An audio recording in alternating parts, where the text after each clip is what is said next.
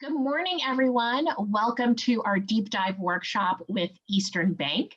Today we have Jorge Andrade. Did I say that right? You got it. Nicely done. Thank you. Miami, here I come. Talking about PPP in 2021, what's new and what it means for your business. Jorge will present for about 20 minutes and then we will open up for Q&A. Fantastic. Thank you so much for that introduction. Thank you so much for having me here today.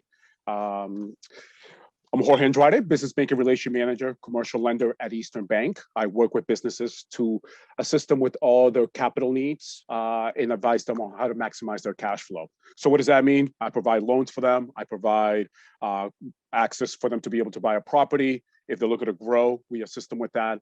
And maximizing cash flow is really having the ability to use the top line technology to do your banking. So as we mentioned, we're here to talk about the PPP updates. There's been so many updates going on over the last few weeks. One of them just happened last night as well. So I'm happy to share some of these new updates and some of the updates that happened at the beginning of the year as well. So next slide, please. Eastern Bank.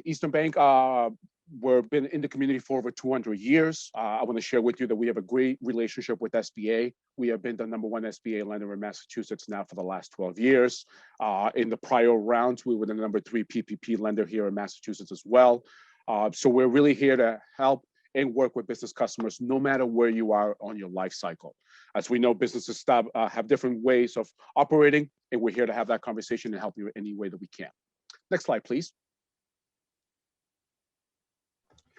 So the main topic here, as I mentioned, is the PPP loan. So what is the PPP loan?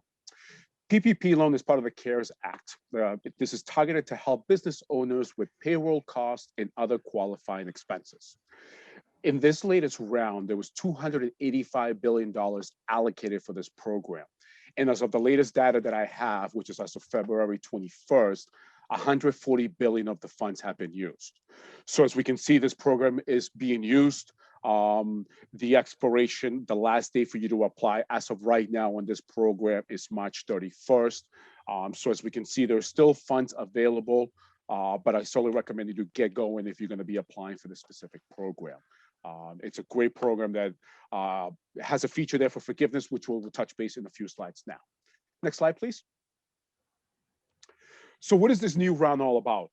So as I shared, the first one that happened was last year in 2020. And what we're here to talk about is the newest round that was released at the end of 2020, beginning of January 2021. So this new round, the best way I like to describe it is that business owners now have 3 different opportunities for them to acquire this program or acquire funds from this program. The first one will be first-time business borrowers. So what does that mean? Kind of straightforward. You haven't received a PPP loan before. This will be your first time acquiring it. So one of the requirements for that will be that you have to have less than 500 employees, and you need to be in operations before February 15th. So certainly something very important for you to meet there at that point. The second opportunity for this program will be the second-time business borrowers. So what does that mean? This means these are the second customers that have acquired a loan. They acquired the loan back in 2020. Now, the loan that does not need to be forgiven for you to apply for this new round, but you are able to apply for this new round. So you're basically called a second draw customer. So a couple important factors that need to be met for you to be able to get this going. You need to use all of the funds that were issued to you the first time around on the PPP loan. So you have to guarantee that you have used all of the funds. You have had to have less than 300 employees. The maximum amount for this program as a second-time customer is $2 million. But the biggest difference here between any of the programs is an extra requirement that you need to fulfill. And that requirement is that you need to show proof that there was a 25% reduction from one quarter to another. So as we all know, the pandemic was really heavily hit in our communities here in April, May, and June, which constitutes to the second quarter of last year. So if your second quarter of last year was your lowest quarter, you can compare that to your quarter in 2019. And if there's a 25% reduction, you will be able to qualify for this program. Now, the guidelines of these programs are pretty black and white. There is no wiggle room here. So unfortunately, I've had some customers that was right under the 25%. I had one customer that was at 24.5%. Unfortunately, it's not 25%. So they unfortunately weren't able to qualify for that. But what they were able to apply for now at this point will be the third portion of this program, which is the modification. So what does that exactly mean? As we know with this program has changed so many times over the last few months, even last year as well. So when this program launched in April last year, there was a few changes that happened in May, June, July. So if you were one of the first customers that acquired it in April and then the guidelines change, you might have not been able to apply for that difference. Now you are able to apply for that difference.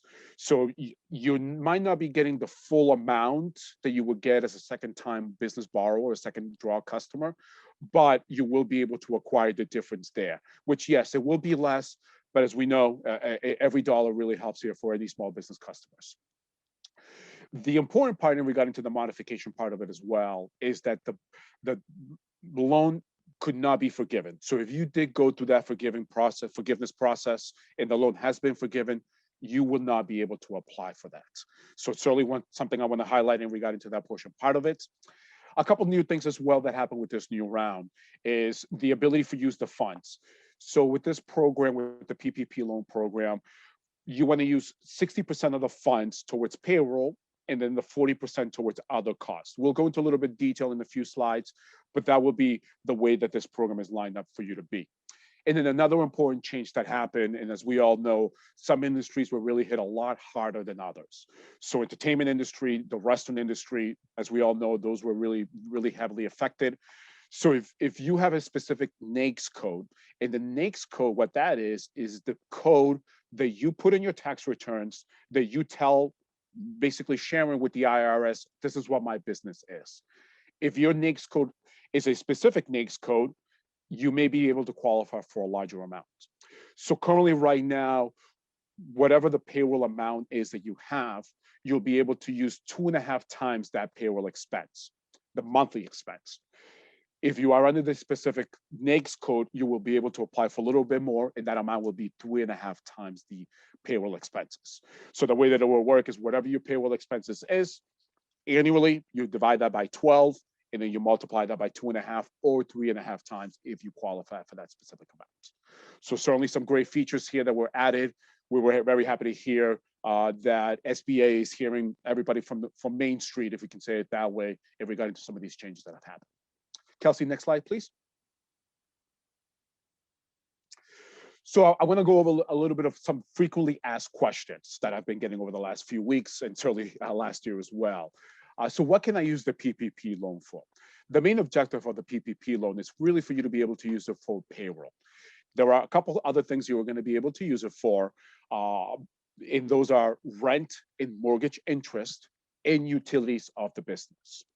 Now, I've gotten a lot of questions from customers that they want to use it for PPE, or they want to use it for materials or equipment to fund their business. To give you a specific example, construction industries, healthcare industries, they're doing really well. They want to use some of these funds towards, some of the projects they're working on. Now, at the end of the day, you could use the funds for what you want to do, but the most important factor in this specific loan program that I want to reiterate, and I'm going to continue to reiterate through this presentation, is we want to make sure that this loan is forgiven. And for the loan to be forgiven, you do need to meet specific thresholds.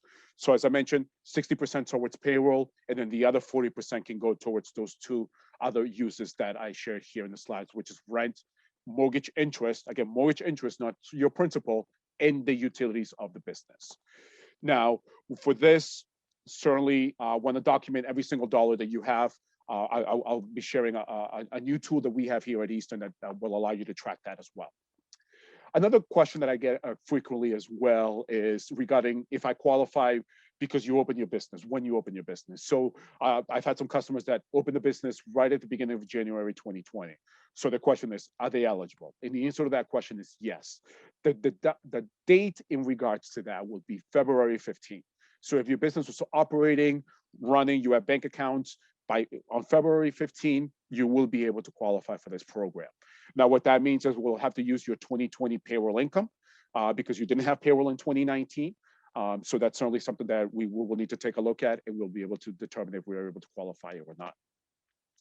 Now, as I mentioned, in regard to the usage of the funds, there are some business owners that I don't want to say didn't use them correctly, because I completely understand if for you to be able to maintain your business, you got to do what you got to do. So there were scenarios where the full loan was not fully forgiven. So if that doesn't happen, if the loan does not get fully forgiven, what that means is that you will acquire a loan, and the terms of that loan will be a 5-year term loan at 1% interest. So yes, the terms are pretty favorable with that interest rate. The term is 5 years. So depending on the amount that you get outstanding, if you don't qualify for the full forgiveness, could be an aggressive payment. But again, it obviously depends on the amount that gets forgiven or not forgiven at that point. Kelsey, next slide, please. So who's eligible to acquire this loan? So a lot of things have changed over the last few weeks as well. And as of now, who's eligible for this specific loan PPP program will be sole prop businesses, 1099 employees, and independent contractors. So a couple examples of customers that I've helped in that industry: barbershops. Barbers, they get paid 1099. They're independent contractors. I've been able to assist some of them with that. Construction, those individuals get paid a 1099 as well. They will be able to apply for this. I had a bus driver that got paid 1099 from this specific company. They'll be able to qualify. So these are just a couple examples of some of the 1099 independent contracting businesses that are eligible for this. LLCs, limited liability corporations, S Corp and C Corps, and nonprofits are also eligible for this. So another frequently asked questions that I get in regard to the eligibility part will be, what if I converted my business from being a sole prop to an LLC? Will I be able to qualify? As we all know, the majority of times when we convert from one structure to another, you'll need to acquire possibly a new tax ID, certainly register the business if we're going from sole prop to LLC to the state of Massachusetts. And because of that, there's paper trail. So as long as we have that paper trail, we'll be able to show that the prior business was operating before. And again, your business will be eligible to apply for this PPP loan program. Kelsey, next slide, please. So what do you need to apply? I'll share with you in regard to the experience here at Eastern Bank. So at Eastern, we have made this process the second time around very simple now. Everything is online in regarding for you to be able to submit the application. Now, I say it's simpler because if you've seen the paper document of this application, it's a little bit overwhelming. There's a lot of boxes, there's a lot of squares, there's a lot of language that sometimes makes the form look kind of intimidating and certainly a lot longer than what it is. Our online system is very easy to use, very easy to navigate, easy on the eyes, as people in fintech like to say. So it certainly rolls as you're able to submit the application. So a lot easier for you to submit the application here at Eastern. We will need your payroll documentation. So with our system, you'll be able to upload that documentation. Jorge, just one quick question. How many pages is your application? How many pages? The application itself it's one page. It's pretty streamlined. Okay, the one from the SBA, I have it in front of me, is 5 pages. Exactly. Just for you to know. Exactly. So yeah, so it's pretty lengthy at that point, and that will it'll make it a lot easier there at that point. And with our system, it will allow you to upload all your documentation. So if you have your 940s ready to go, please submit them that way. Your W-3s is another document we can use. If you have a payroll provider, a bookkeeper, ask them to share with you that information that they have. And you can upload that information. And as I mentioned, Schedule C customers, those customers are eligible as well. You can upload those documents there at that point. So now, as I mentioned, in regarding to the second draw scenario, the biggest difference there for the programs is also the ability or the requirement for you to show documentation to show there was a 25% reduction in revenue. So if you can upload those documents, those can be a financial printout, a QuickBooks printout, it can be bank statements. But if there's further questions in regards to that, please, I'll be happy to answer those questions for you. A couple other things as well that have been brought up to me in regarding to the ability to apply is if we will need to check your credit. No, we will not need to check your credit. There is no guarantors in this loan, so we are only looking at the business. So if there is any sort of negative credit or low credit score or compromised credit, that would not affect your ability to acquire that. Now, there has been some extra changes that SBA just released last night that I'll share with you in a couple slides that will allow some extra customers to apply for at that point as well. Next slide, please. So here's, let's talk about a little bit about some of the changes that just happened over the last week, and certainly some of the things that were released last night. So over the last week, there's been a specific period that SBA has allowed small businesses to apply. So this is businesses with 20 or under employees. So you guys are right now in line for you to be able to apply. Businesses with 20 employees or more right now don't have the ability to apply. It's about another week for them to be able to apply again. And the main purpose of this is for SBA to assist as many small business owners for them to get these funds. From my experience and from a lot of the business owners that have gotten feedback on, this has been a really helpful loan. So we want to make sure that we really assist those small business customers. Another exciting change, and yes, I can say exciting in regards to this program, is the ability for you to be able to use a different formula when you're calculating your income as a Schedule C customer. So before the change that happened in the last week, we had to use line 31 in your tax return. Line 31 is the bottom line of your Schedule C tax return, which will be after all the deductions that you claim on your business. Obviously, as we all know, it's very normal to have deductions, but after deductions, the bottom line is obviously lower than the top line. So the change that's happened is now, instead of using line 31, we will be able to use line 7. Line 7 is the top number. As we can imagine, that will be a larger amount. From that number, we'll be able to use a different formula for you to be able to qualify for a larger amount. So we're very happy and excited to share that. We're excited as well that SBA heard from a lot of banks, a lot of small business owners, that this will really be a better way to help business owners. So we're happy to share that. The other thing as well that we've had a couple scenarios were the elimination of student loan debt. So if you were delinquent on your student loan debt, because this is a government program, you might have not been able to qualify.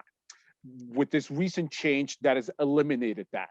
So if there was a student loan delinquency, that will not have a negative effect on you applying for this loan. So that's a great change for our small business owners that, again, obviously, as we all know, things happen. They might have been delinquent, that it will not have a negative effect on you acquiring this loan at this point. So that's some great news. And another exciting news for our immigrant community, for our customers, business owners that use an ITIN number. So the ITIN number is a tax identification number that's issued by the IRS. And this allows non-US citizens to acquire a business and run a business this way. So prior to this recent change, ITIN customers, business owners, were not able to apply for this loan. Now they are. They do need to meet the other criteria, which is, as we discussed in previous slides, is for you to run the business here, for you to operate the business here, for you to live here as well. But again, this is some great news that will help a lot more business owners. And as we all know, our business community definitely needs these funds. Next slide, please. So the next few slides here, we're going to be talking about forgiveness. So forgiveness is such an important part of this loan program. As I mentioned, I know that sometimes business individuals need to do what they have to do to make things survive, to make sure their business survives. But if you have the ability to do the things for you to qualify and get all of this loan forgiveness, it's a great thing. You know, customers that I've helped in round one, and we've helped with the forgiveness side of things, they were extremely relieved that they didn't have to have this debt moving forward. As we all know, some business owners needed to acquire other loan programs that are out there through SBA or through other communities like the EIDL program. As we know, those programs are basically a loan. So by having a second loan here, customers didn't want to get that. So the forgiveness side of things is so important for them. So next slide, please. So I want to introduce you guys. I want to share with you guys a tool that Eastern Bank has come out. The name of the tool is called Monik. What you're able to do is you're able to link this to your bank account, to your QuickBooks, And basically, this system really runs everything for you on the forgiveness side of things. So the system is great because it allows you to, it shows you here how many days you have remaining into forgiveness. It calculates a little bit of the estimates of forgiveness up to date and how much you're going to be forgiven according to up to date numbers. It tracks your spending. As I mentioned, it's so important for you to have that paper trail to show that the 60% went towards payroll or 100% went towards payroll, and then the other 40% went into the other factors. So this really, really allows you to track all of those dollars. And as we all know, we're running really busy lives. So if you can get any tool that really runs things for you, from my point of view, and certainly from the feedback that I'm getting from a lot of customers, it's just a great tool. And as you can see here, obviously we're very deep into the second round. If you acquire the first round, this could also notify you if you're eligible for the second round. And then me being a banker, me being a finance guy, I like charts, I like graphs. This tool allows you to give you a nice little graph there at the end as well. So if you're more of a visual individual at that point as well. Kelsey, next slide, please. So the exciting part that I want to share is that this is free, complimentary to everybody that's on this talk. Please just visit the easternbank.com/Monik, click get started. And there is a sign up code there, which is Innovation Studio. So thanks to Innovation Studio for having us here today. We're able to provide that here for everybody on this talk. As I mentioned, Monik is compatible with Xero and QuickBooks Online. And as we're launching this, we are getting different platforms, accounting packages as well. So please we'll email you when all of those things are compatible there at that point. So yes, we want to make sure that you try to do everything that you can to try to get things loan forgiven. But again, we obviously understand that sometimes things happen and you need to run your business the way that you do. Next slide, please. So in conclusion, one of the biggest things I want to continue to mention here is that every business is different. You could certainly go talk to your uncle, you could talk to your neighbor about their experiences with that, but every business is different. You do things differently, or might not. At the end of the day, having a relationship with your bank and having that ability for you to reach out and have a quick conversation with them is so valuable.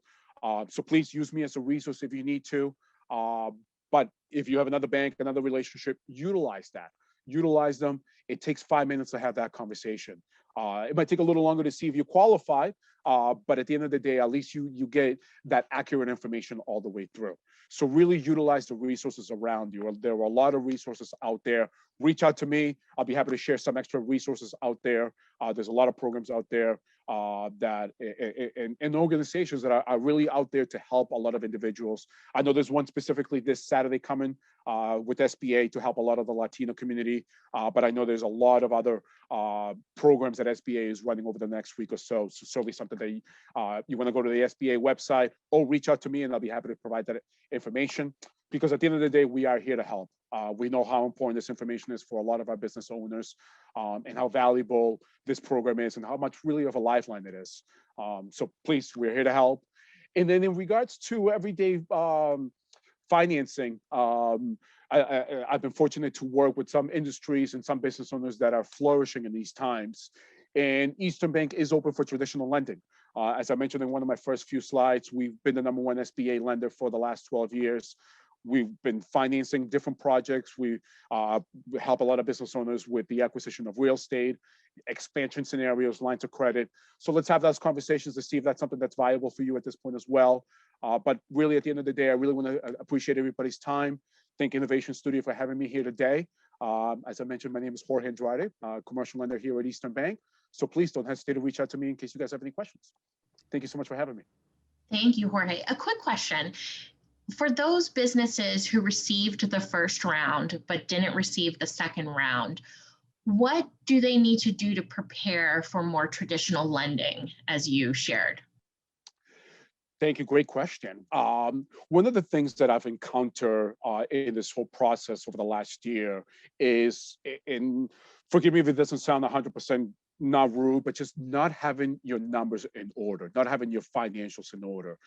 I know sometimes that might take a little bit of an extra work to get that done, but please, the importance of having your financials ready, accurate is so important. if you can work with an institution out there that can do your bookkeeping, if your business allows it, is so important. So certainly having your finances in order will be the number one thing for you to be ready, for you to be taking that next level, for you to acquire financing. And really have a relationship with the bank. Have a relationship with the banker is so important, because as we all know, your business might not be ready for you to acquire that next part of your loan right now, but it could be in a year from now, or it could be a 6 months from now. And how better for you not to know that, or not to know that, is by having a conversation with your banker. So really having a relationship with your bank is so important. Reach out to me in case you don't have one. Again, I'll be happy to have those conversations with you and see what we can do to help. Great, thank you.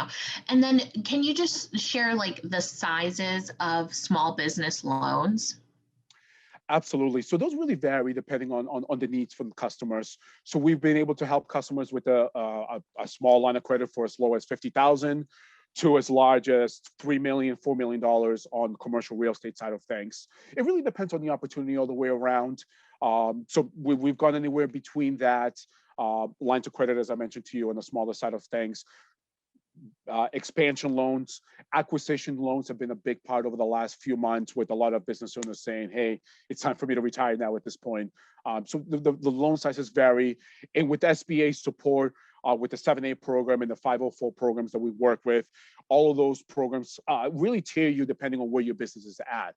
And another great benefit, and thank you for bringing this up as well, with SBA, is because of everything going on, SBA has reduced and basically eliminated some of those fees that you had to pay for you to acquire some of these loans. So again, let's have a conversation to see if your business qualifies for that, and see if we can help you with that. Hi, Jorge. I actually have a question. Thank you so much for this amazing workshop. We will definitely be putting it on our newsletter and YouTube, because I know the deadline is coming up. A question that kind of comes up a lot, especially for our pre-accelerator cohort. They're currently in session for this spring, so they'll be with us until like June. The question really comes when you're an entrepreneur that is just starting out, and you start looking down the line in the future. How can you really start to now structure your business in a way to make sure that you're able to, if you ever needed a loan, or if we ever had a PPP come in the future, how can they make their business set up now that would make you approve them? Because a lot of times they're not, incorporating their business, or they're not getting an EIN number, or they're just using their personal bank account to do their business. And so that's kind of a conversation we have a lot with entrepreneurs. Just start now preparing your business for what in the future you'll need, and your future self will thank you, right? Because then you'll get approved. So if you can just walk those people who are just starting a business now, who in, a year or 2 or 5 years might need this type of stuff. Absolutely. So some of the things you mentioned already are so important, and that's, as you mentioned, is establishing the business either as a sole prop, meaning that you maybe go to your town hall to register the business. I certainly recommend for you to acquire your own tax ID number for the business, so that way those two entities are separated. As I mentioned, making sure that your books are in order, that's so important.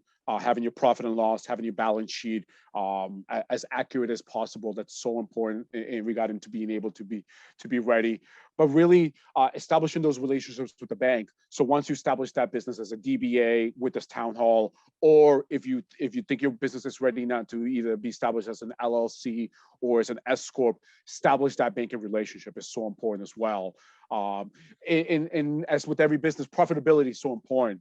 So making sure that you're taking the right investments in your business, and making sure there's some profitability in the bottom line if the business allows it. Obviously, we know sometimes the business might, especially as a startup scenario, there could be, or there really is sometimes a lot of expenses right up front.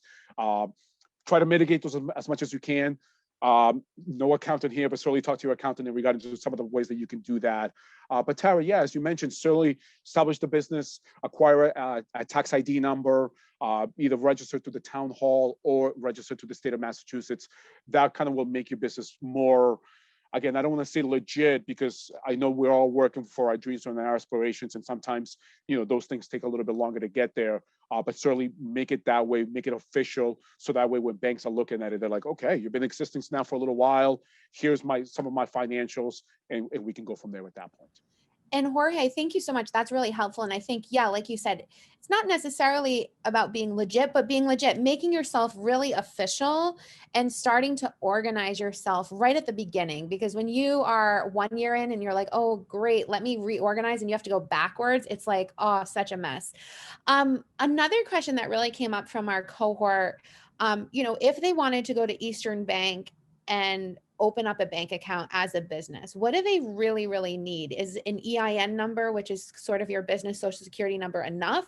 Do they have to be an LLC? Can you just walk them through opening a bank account with Eastern Bank? Absolutely. Thank you for that question. So in regards to opening an account, you do not need to establish the business as an LLC or an S Corp. We will need you to establish the business in the town or city that you either operate or live. So if you live in the town, if you operate in the town of Lynn, you can walk into City Hall, register your business. So we will need that registration that you have the business and yourself. That's really sometimes as simple as that. Having forms of ID, 2 forms of ID at Eastern Bank. And with the way technology is right now, we can do a lot of these things online. We will need to meet with you to take the initial deposits and to get signatures on documents, but we can get a lot of that process started. So as I mentioned, I would say you do not need to be an S Corp or an LLC or register the business to the state. You can go right into your own town or city hall, establish the business there as a DBA. Once you get that certificate, which you'll get, we will need a copy of that certificate. And then from there, we will need your personal information to establish that business. Establishing the ITIN is important to differentiate when you're doing your taxes, but not necessarily something that you need to do that right away to open the business. Thank you, Jorge. That's very, very helpful. No problem. No, thank you. Thank you so much for, again, having me here, having the opportunity to speak to everybody here. And again, please, if any business owners has any questions, any concerns, we're here to answer any questions for you. Jorge, I have a question. Hi, Mark. How are you? Good, thank you. One of the questions I have about the PPP loan is when it's supposed to be used for payroll, if you're a sole prop, how do you document that? I mean, how do you do that in such a way that it sort of stands up, not that you just spent the money? Pay yourself by checks. Pay yourself by check, and maybe on the memo note, put it as a payroll note there at that point. The ability for you to show paper trail is so important in this program. So if you do the paper trail of paying yourself weekly, that could be an effective way for you to show that at that point. Okay, great, thank you. You're very welcome. I also got a question in the chat from somebody asking, if you are a brand new LLC, will you qualify for a loan? So my next question to that would be, what do you mean by brand new? So the specific threshold that SBA established was if your business is operating as of February 15, 2020, yes. If it was after that, unfortunately not for this specific program. There are other programs out there, the EIDL loan, that you might be able to apply, but not specifically with the PPP loan.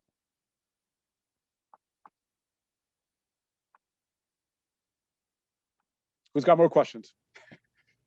May I ask one more? Of course. If I took an EIDL loan last year, would I technically be applying for PPP for first or second draw? So great question. Those are 2 different programs. The EIDL is completely different. So if you acquire an EIDL loan but didn't acquire a PPP loan, you're a first draw PPP customer.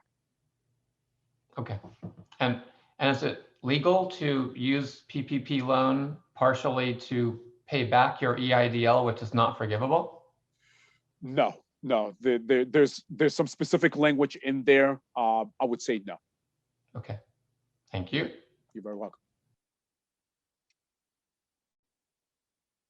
We have a question, Kelsey, from the chat. Do you want to read it? Sure. Vlad asks,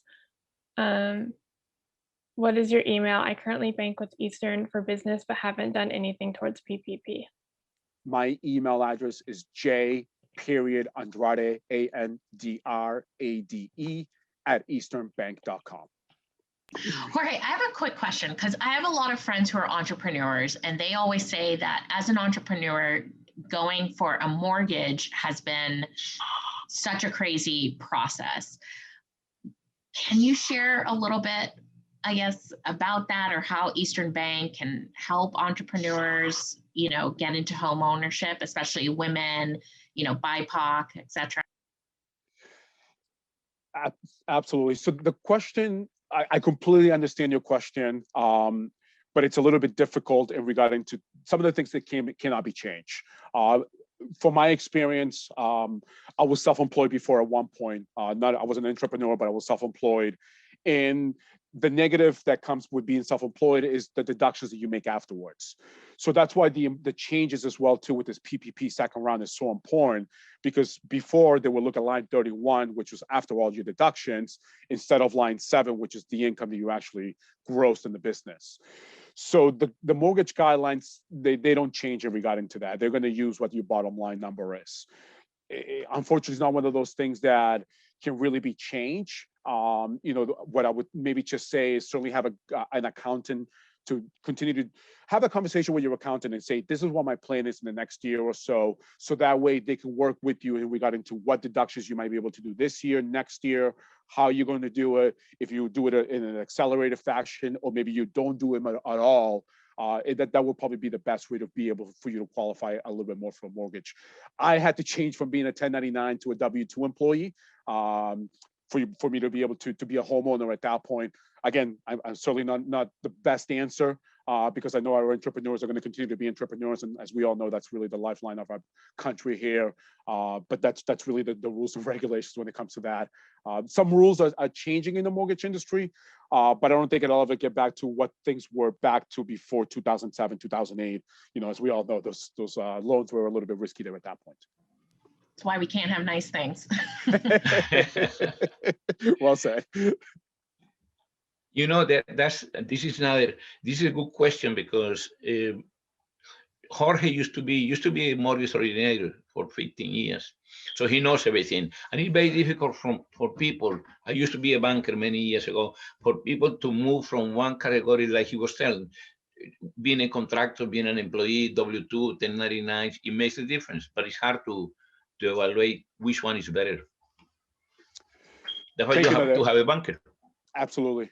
Thank you, Nader. No, the importance of having a banker is so important. And, I appreciate you saying that because, I feel like with my experience, I can certainly guide you in many different ways. I'm not just a banker. I'm really a trusted advisor for my business customers and really want to put them in the best position. If I don't have the answers, I'll get the answers for you. If I can't do something for you, I will try to do everything that I can to find the right resource for you. And I think that's really helped a lot of my business customers. Thank you, Jorge. Yeah, thank you so much for that. And for today, I think, my number one takeaway is build a relationship with your bank because they truly are here to help and to guide entrepreneurs and everyone through the process. And there's a lot of programs that entrepreneurs should be taking advantage of. So instead of, sitting back and feeling overwhelmed, reach out to your bank and start that relationship. So thank you. If there are no other questions, we will let Jorge leave 15 minutes early, and we thank everyone for joining us today. No problem. Thank you so much for having me here again. And I can't stress again how important it is to have that relationship with the bank, and we're here at Eastern Bank for that. So thank you so much. Thank you. Thank you, Jorge. Thank you. Change your phone number. Thank you. Bye, everybody. Have a good day. Bye.